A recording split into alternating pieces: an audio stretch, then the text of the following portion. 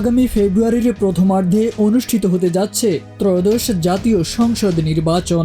এই নির্বাচনকে সামনে রেখে প্রস্তুতির চূড়ান্ত পর্যায়ে রয়েছে বাংলাদেশ জাতীয়তাবাদী দল বিএনপি।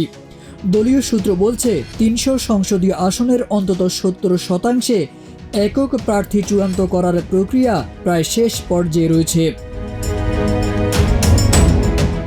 দলটির হাইকমান্ড ইতিমধ্যে একাধিক জরিপের ফলাফল হাতে পেয়েছে।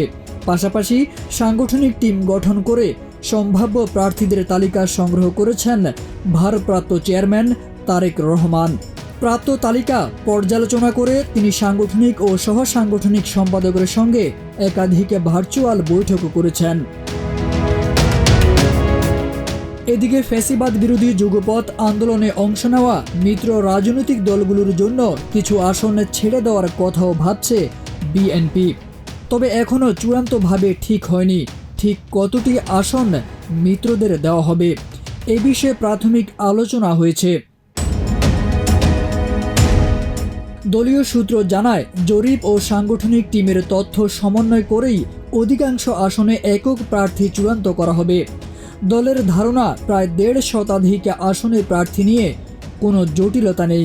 এসব আসনের জন্য প্রার্থীরা মোটামুটি নির্ধারিত, তবে বাকি আসনগুলোতে প্রার্থী চূড়ান্ত করতে এখনও কাজ চলছে।